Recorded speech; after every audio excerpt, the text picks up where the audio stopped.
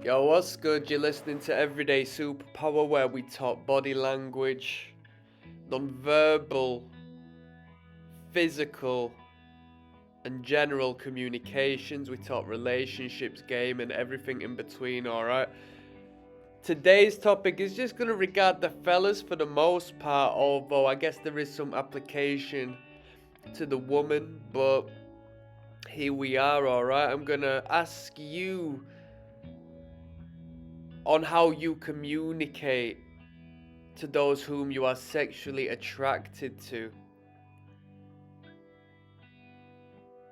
after you have masturbated, after you have ejaculated, finished, right? As opposed to when you've not. Okay, so I'm going to talk about desperation, and I'm going to observe desperation in two senses. My perspective is going to change. One being desperation in the sense that you are sexually attracted to oneself, but you are coming across as desperate because you don't hold yourself in a biological manner that is deemed appropriate as far as the unconscious and hardwiring of the female being before you, or, you know, maybe if it's not a female, it's a man, whatever. I think the situation might change on the flip side, but, you know, bit of food for thought, right? My personal perspective and opinion is that we are here to procreate, right? We are here to continue on our bloodline, such as any other animal and mammal. The first law of human nature is self-preservation. To exist and to procreate, to plant our seed, so to speak. We are men. We plant our seed far and wide. It's within our DNA, our biology, our wiring, such as those in the animal kingdom, wherever you may look. Now, we can be desperate given we haven't released our seed on our own, but in a manner which is supporting our biological imperative, that is to procreate. So when we engage in communication with the opposite sex and we haven't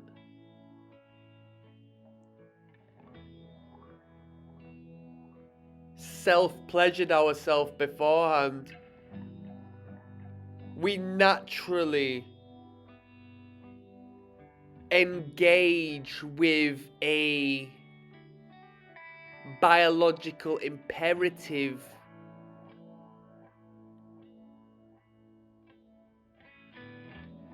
that is congruent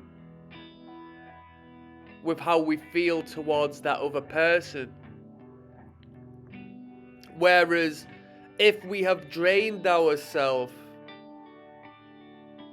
of that biological need, and yet we are still physically, sexually attracted to the other, that's 50% of the equation. So something's going to be off. Now, when we talk about body language and nonverbal communication, we receive, whether we're aware of the theoretics or not, we, as animals, have a gut feeling and intuition when somebody's words and body language doesn't match up, when the non-verbal and the verbal have a disconnect. We have an uncomfortable feeling about that individual, given something's off here. Our pattern recognition is telling us that something is off with this individual, as we have communicated with 99 people before this one person, and this person is coming across a little bit different. I can't trust, or something is alarming my survival mechanism in regards to how this person is communicating with me, right? The same is going to apply in this sense. If I'm a woman and you as a man are looking over towards me, conversing with me,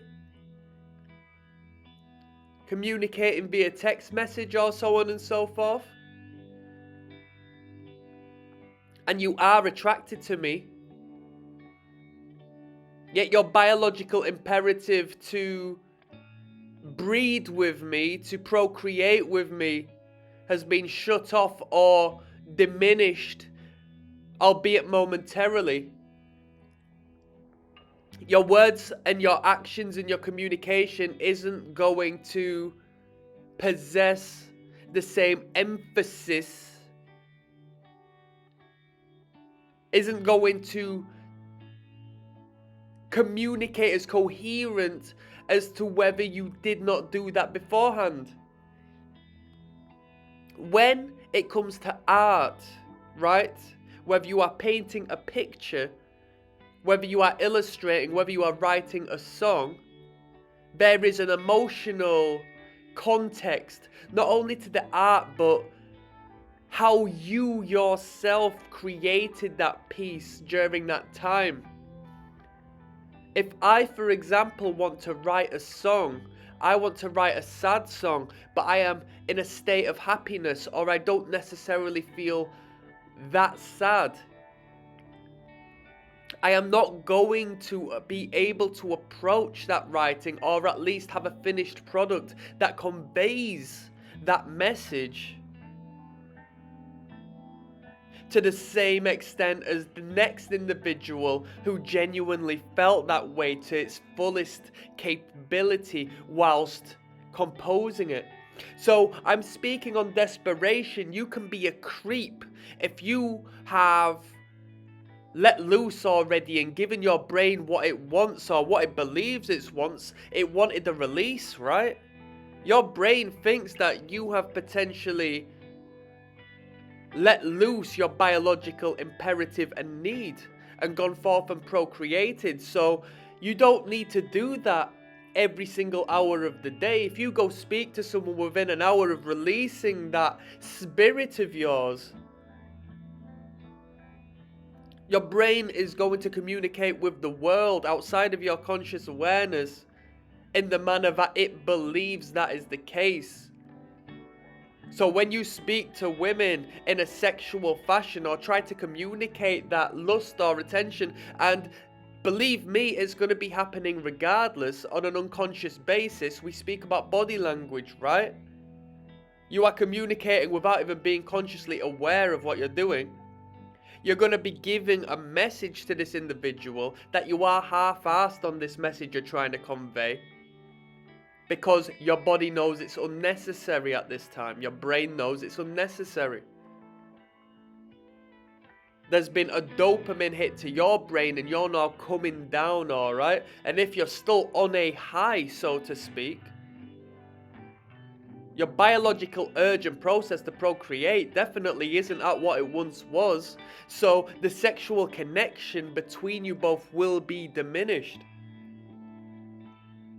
This is real game right here. We talk about NOFAP and the benefits and this and that, and some people shun it, some people don't. I'm not saying give it up, quit it, and so on and so forth, but what I am telling you is that there will be a difference in your communications with the opposite sex. I'm going to tell you a story right now, yeah? So I know this dude, yeah? Or at least I did know this guy. Life gets in the way, you move on, right? Now this fella got caught pleasing himself in an unfortunate circumstance, in an unfortunate manner. Nothing dramatic, but in a way that made him feel uncomfortable. He was in his own house and something happened which put him in fear of performing the act on himself thereafter. It stuck in his mind because he had a feeling that there was potential for this circumstance to happen again. Now, to put a long story short, he was just caught in the act, but in an awkward manner, right? And that fear triggered him into stopping it. Alright, it's a freeze response. He stopped doing it, he froze. He put a halt on, he put the brakes on that action. Now, he stopped doing that, so where does he get his release? Because now he has a biological urge, such as most men, to release the seed through one way or another. He's going to get horny from time to time, right? From this point, this dude became magic with the ladies. He became magic with the ladies. I've not known somebody as efficient, effective,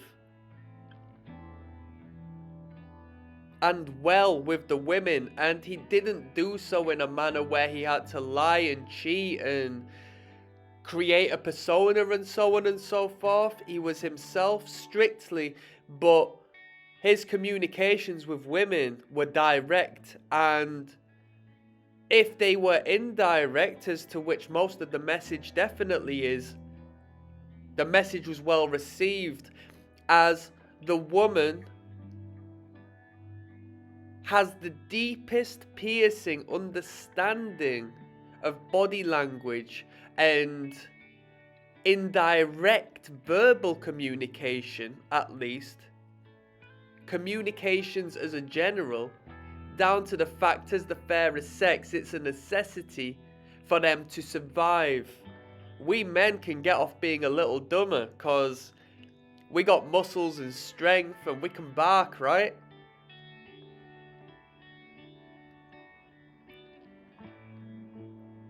So the women would pick up on these signals, and without long, he was a magnet. Because each and every conversation he would have, his body, brain, psychology, hardwiring, his biology was back to the roots as to what once was. Breeding for survival. Now, he was doing it for fun, but his brain wasn't doing it for fun. And that's just one situation. Now, if you take the same person and you give him a chronic habit, which has been brought upon him through growing up in a generation as to where the World Wide Web is easily accessible, imagine the deterioration of that game. Yeah? 1 time a day, 2 time a day, 3 time a day, 4 time a day. It doesn't work, right?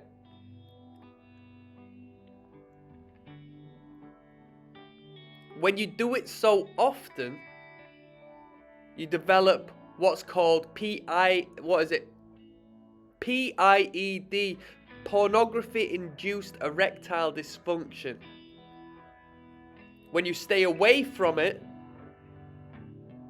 that doesn't exist. Has that ever happened to you? That's my question. But that's a story for another time. I'm going to finish this one up here. I'm going to wrap this one up here. Take your biology seriously, because those whom control the information don't want you to know about who you are and how you work and how they work and how those around them work. The pattern is there. We are no different from what once was. If you want to get good at what you want to get good at, have a look inside internally and have a look at your roots as an animal, and you will find the answers. I'm signing out. Peace.